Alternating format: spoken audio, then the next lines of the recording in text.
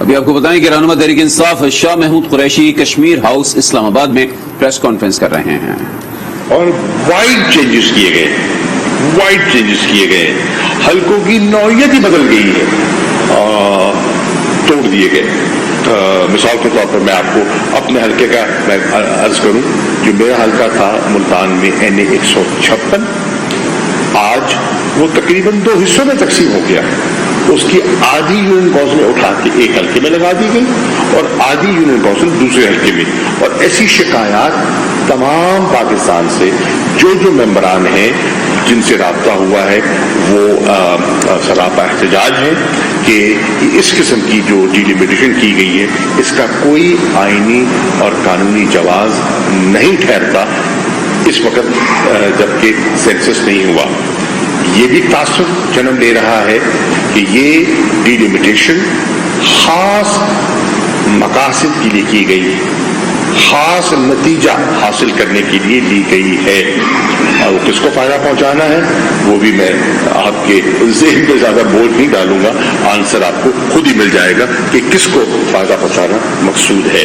اب یہ جو جیری مینڈرنگ ہے، اس جیری مینڈرنگ سے الیکشن کمیشن کی ساکھ متاثر ہوگی، اور میری معتبرانہ گزارش ہے، آپ پر سوالیہ نشان لگ چکے ہیں، آپ مزید اپنی ساکھ متاثر کر رہی ہیں، نہ کیجیے.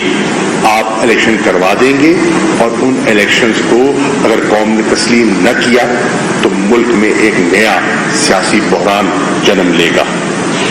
ووٹر لسٹنگ اب پورے ملک میں آپ سوشل میڈیا پہ چلے جائیں، آپ کو شکایات کا ایک انبار دکھائی دے رہا ہے. انڈیویجولز کے ووٹ ایک جگہ سے اٹھا کر دوسری جگہ منتقل کر دیے گئے اور معلوم ہی نہیں کسی کو. مثال کے طور پر میں خود دیکھ رہا تھا، ریاض حیدر صاحب ہیں، MBA ہیں، سندھ سے ان کا تعلق ہے، میں ذاتی طور پہ نہیں جانتا، میں نے تو ان کا بیان سنا ہے. وہ کہتے ہیں کہ جب میں نے چیک کیا تو میں اپنے ووٹ کے بارے میں وہ کہتے ہیں، میں نے چیک کیا تو آیا ڈکلیئرڈ ڈیڈ، لیکن میں سٹنگ MPA ہوں، زندہ ہوں، بیٹھا ہوں، آپ کے سامنے ہوں، اور آپ کی لسٹ کے مطابق میں فوت ہو چکا ہوں. اسی طرح بہت سے انڈیویجول نے رابطہ کیا ہے کہ ہمارے ووٹ جو ہیں وہ یہاں سے اٹھا کر وہاں ڈال دیے گئے ہیں. ایک اور مثال دیتا ہوں، ہمارے جنوبی پنجاب کے سیکرٹری جنرل ہیں اون وفی صاحب، وہ مجھے صبح ملے، انہوں نے کہا میرا ووٹ تھا NA 157 میں، اور نہ میں نے اپلائی کیا، نہ میری درخواست تھی، نہ میری تمنا تھی، میرا ووٹ اٹھا کر NA 156 میں ڈال دیا گیا. اور ایسی بے پناہ مثالیں ملتی ہیں. آپ وہ جو ان کی الیکشن کمیشن نے نمبر دیا ہے غالباً 8300، اس پہ جائے تو آپ کو پتہ چلے گا کہ کتنی شکایت آ رہی ہیں.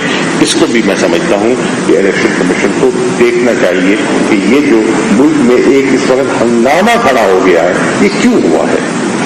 پھر کچھ فیصلے، اب الیکشن کمیشن کی ساکھ متاثر ہوتی ہے جب ان کے اپنے فیصلے جو وہ خود کرتے ہیں ان پر عمل درآمد نہ ہو.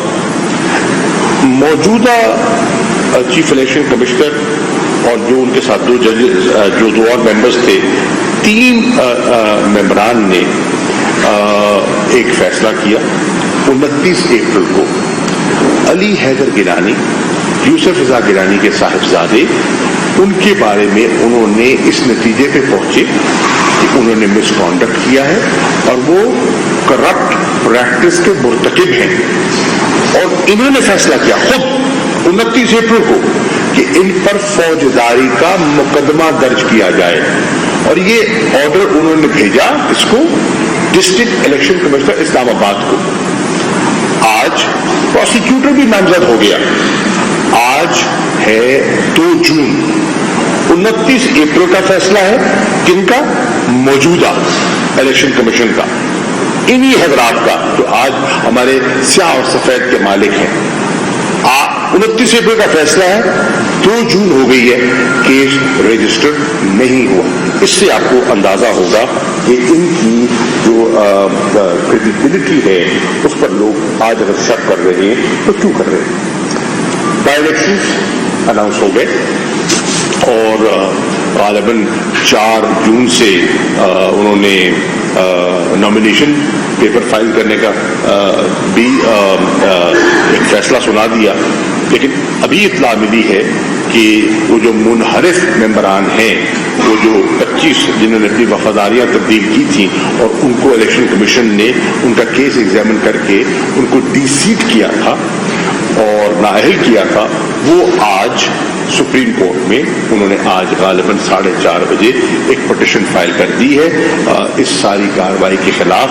और वो समझते हैं कि उनकी जो डीसीट किया गया है वो मुनासिब नहीं है और वो एक किस्म का स्टे तलब कर रहे हैं और कहते हैं कि उनकी असेंबली की जो रुकनीत है वो बहाल की जाए।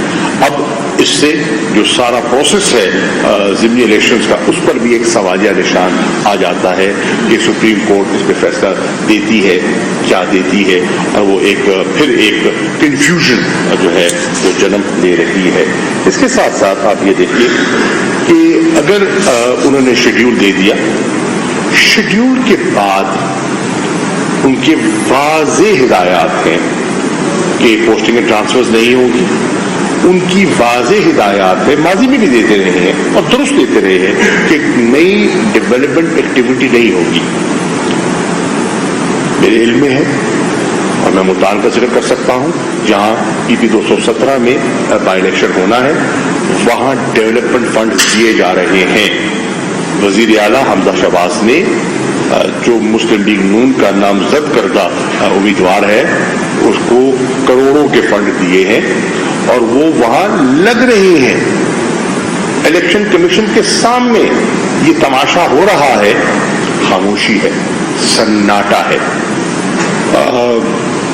इंतजामिया जिसको कि गैर जानिबदार होना चाहिए, कानूनन भी असूलन भी, अगर वही इंतजामिया के अफसरान मुस्लिम लीग नून के कैंडिडेट्स के घरों में देखे जाएं, गुलदस्ते लेते और देते, तो उससे उनकी न्यूट्रलिटी जो है और इलेक्शन की शफाफियत पर एक बहुत बड़ा सवालिया निशान उठता है और ये बिल्कुल मुनासिब नहीं है। और इस पर मैं समझता हूं कि इलेक्शन कमीशन को इसका नोटिस लेना चाहिए।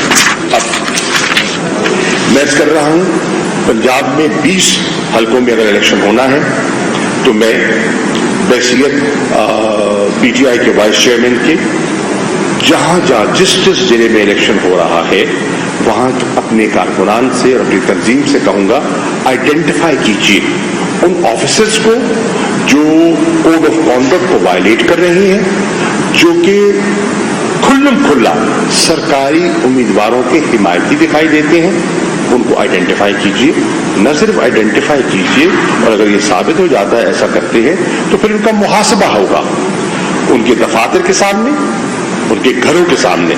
हमें मुहासबा करना होगा और कहना होगा कि ये आपका रोल नहीं है, ये आपका आइन और आपके जो कवानीन हैं और आपके जो सर्विस रूल्स हैं उसके मुनाफी आप काम कर रहे हैं और हम खामोश नहीं रहेंगे।